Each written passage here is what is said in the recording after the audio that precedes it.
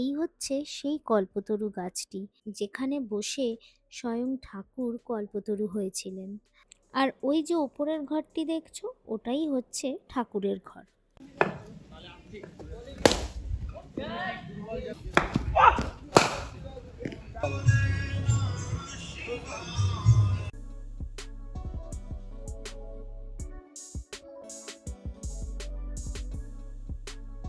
Good morning everyone and welcome back to our channel.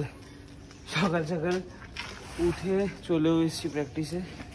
আর এখানে তবে গাড়িটা রাখা যাবে না, এই রাস্তাটা সরু, সব মালপত্র রাখবো এখানে আগে, রেখে তারপর গাড়িটাকে অন্য জায়গায় রেখে তারপর আসতে হবে। আর আজকে 21শে জুলাই, রাস্তা পুরো ফাঁকা ছিল, উল্টো দিকে সব গাড়ি যাওয়া অলরেডি স্টার্ট হয়ে গেছে, কিন্তু এই দিক দিয়ে এসেছি আমার করো 27 মিনিট লাগলো টোটাল আসতে।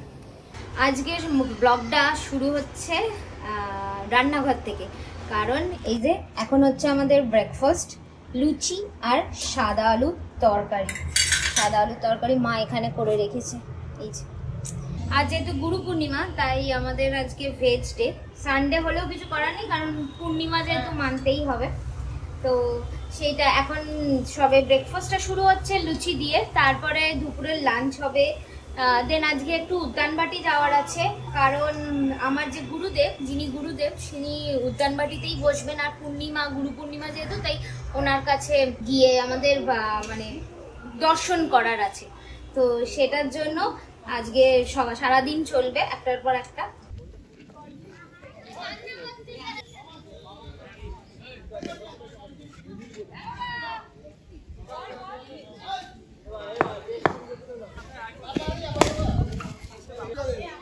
আচ্ছা আচ্ছা, অন করো।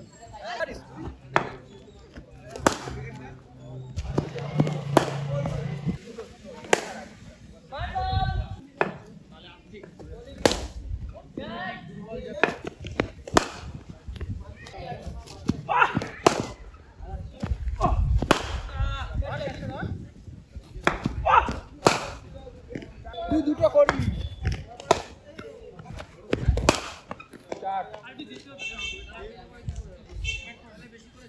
বলটা দে আমার।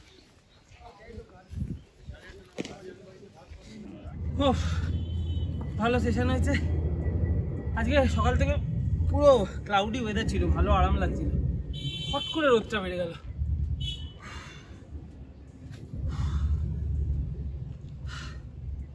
ঘুমটা আজকে হয়নি ঠিক করে, আর অনেকগুলো বল করেছি, মানে মোটামুটি 5টা ব্যাটসম্যানকে তো বল করেইছি। তাজগুলোর বলটা খুব ভালো, সাদা বলটা। যাই হোক, এখন গোছগাছ করি তারপর বাড়ি গিয়ে খাবো, খুব খিদে পাচ্ছে।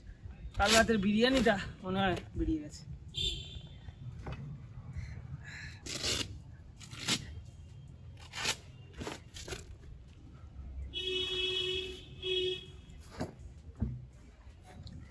বাজে দুপুর 3টে, এখন যাচ্ছি ওই বাড়ি, কারণ ওরা যাবে 4টের সময় উদ্যানবাটি গুরু পূর্ণিমার জন্য। আমি এখানে যাব, এখন আমার আধ ঘন্টার বেশি লাগার কথা নয়, কারণ রোববার দিন ফাঁকা থাকে রাস্তা।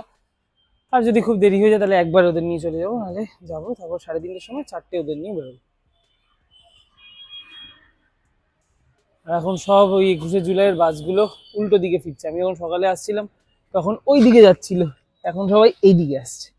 এখন হচ্ছে আমাদের এখানে ভাজাভুজি, তাই ভাজাভুজি তো আর তেলে হয় না, তাই এয়ার ফ্রায়ারেই বসানো হচ্ছে। আগে প্রথমে দিয়েছি ঢ্যাঁড়স ভাজা, তারপর হবে বেগুন ভাজা, কারণ আজকে আমাদের ভেজ, আগেই বলেছি। তো ডালিয়ার সাথে খাওয়ার জন্য এই ভাজাটা বানানো হচ্ছে।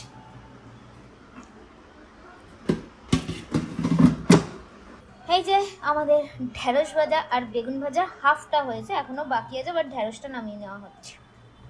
এই হচ্ছে আজকের লাঞ্চ, ডালিয়ার খিচুড়ি, তার সাথে আলুর দম, বেগুন ভাজা আর ঢ্যাঁড়স ভাজাটা আসছে। এখন বাজে 4টে, আমরা সবাই বেরিয়ে পড়েছি। মা, মাসি আর দেবলীনা দি উঠবে হচ্ছে মাসির বাড়ির সামনে থেকে, আর আমরা এই যে এখন আমাদের নিয়ে যাচ্ছে ট্যাব। এই যে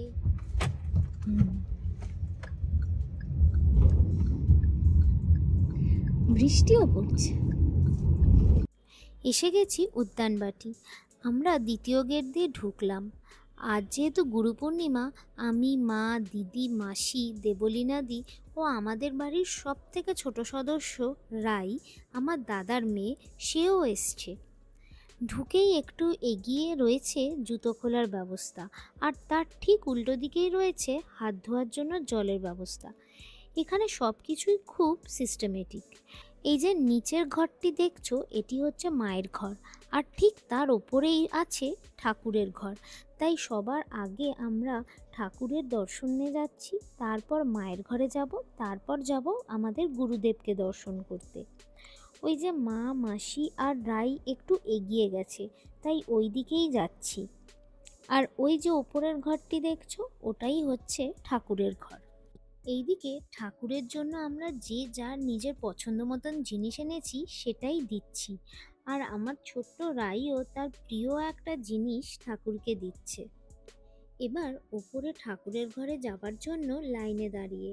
আর এই ঠাকুরের ঘরটি সবার জন্য খোলা হয় একমাত্র কল্পতরু উৎসব, মানে 1 জানুয়ারি, বছরের প্রথম দিনটিতে। তাই এই একটা দিনই সকল দর্শনার্থী সুযোগ পায় ঠাকুরের ঘরে প্রবেশ করার। এই যে সিঁড়িটি দেখছো, এটা দিয়েই নেমে এসে মাকে দর্শন করলাম।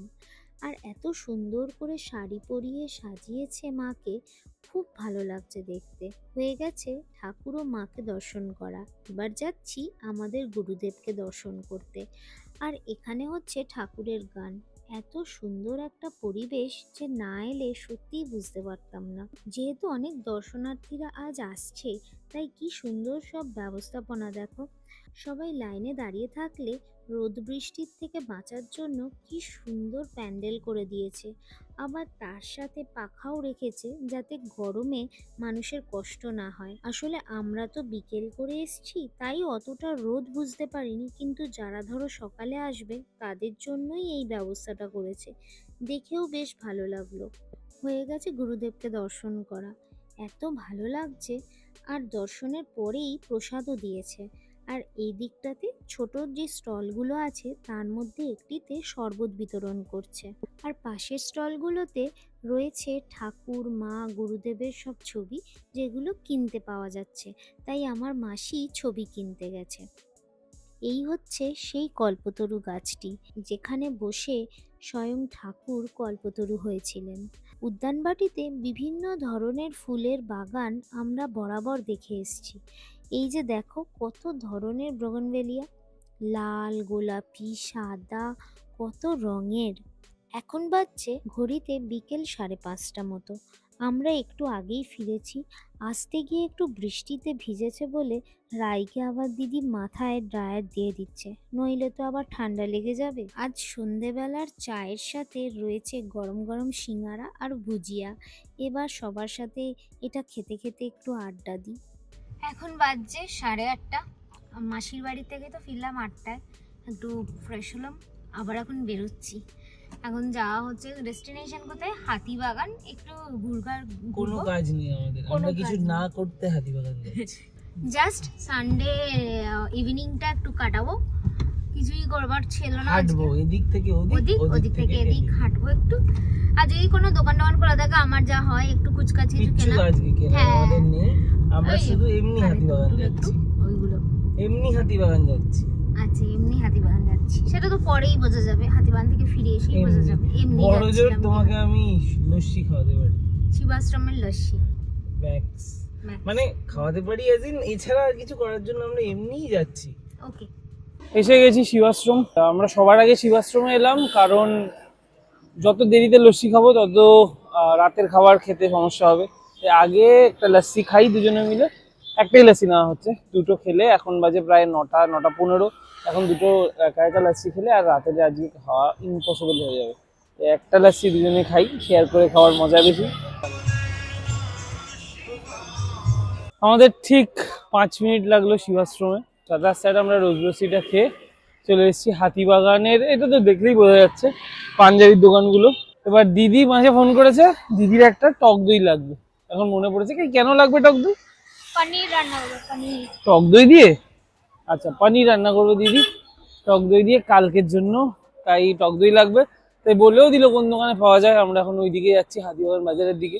এমনিও আমাদের মোটিভটা হাঁটাই ছিল, তো মাঝপথে গাড়ি রেখেছি ফড়িয়া পুকুরের জাস্ট আগে। হেঁটে একবার ওই মাথায় যাবো, তারপর এই মাথায় আসবো, তারপর বাড়ি চলে যাবো। এসে গেছি আমরা বাড়ি। আর আজকে বড্ড টায়ার্ড লাগছে, এখন মনে হচ্ছে আর রাত্রিবেলা ডিনার করব না, আজকে ডিনার স্কিপ। আজকে ভিডিওটা এখানেই শেষ করলাম। কিছু ভালো লেগে থাকলে please do like, share and subscribe. দেখা হচ্ছে পরের ব্লগে।